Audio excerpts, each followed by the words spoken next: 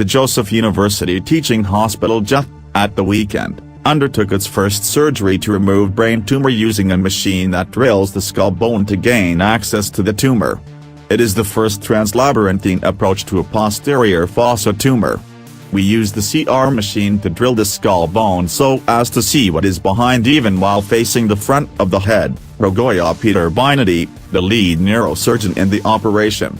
In the past, we had to open the brain, which was always risky and led to deaths because the brain is delicate. He said that the tumor had been in the woman for 3 years before the surgery.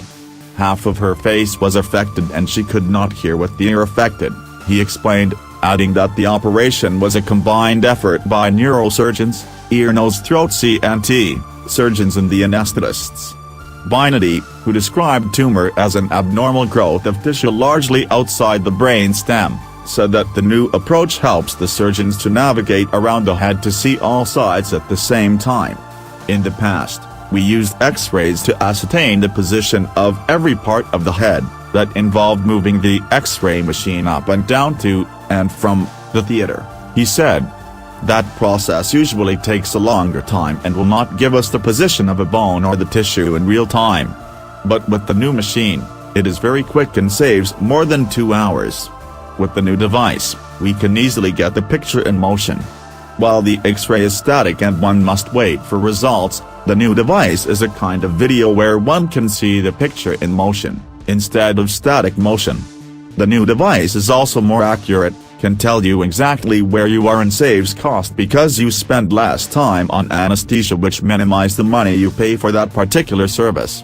We can also ease our job by taking the picture up, down, front, back or sideways.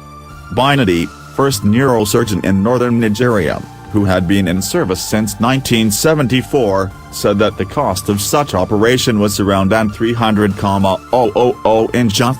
But it costs several millions of naira in other hospitals and even more when done outside Nigeria, he said.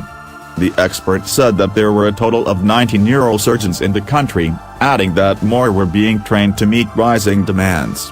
JUTH is one of the few centers training neurosurgeons in Nigeria. 6 are currently being trained and are at various stages of the program, he said. Binety commended the management of JUTH for its efforts to improve services through acquiring modern equipment like C-arm that does surgery and enabled the hospital break new grounds. Speaking on the C-arm device, Edmund Banuwa, chief medical director of JUTH, said that it cost $10.32 million, adding that more equipment were being acquired to improve service delivery and break new grounds. Banuwa said that a German NGO, Christoffel Blind Mission CBM, recently donated an operating microscope to be used by the ophthalmology eye department. He said that the hospital was undertaking a free eye surgery for children which would end in September, adding that children requiring glasses would equally receive them. Parents should take advantage of this opportunity to correct any defect in the eyes of their children, he said.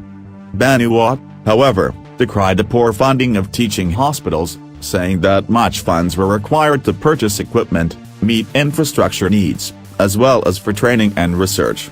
We have several needs and want to improve services and break new grounds, but we cannot meet these needs with the budget we currently run, he said.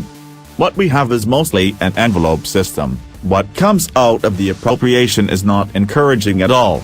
With more funds, we can operate optimally and provide quality service. The medical sector keeps moving and changing, with new grounds broken every day. We cannot afford to be left behind.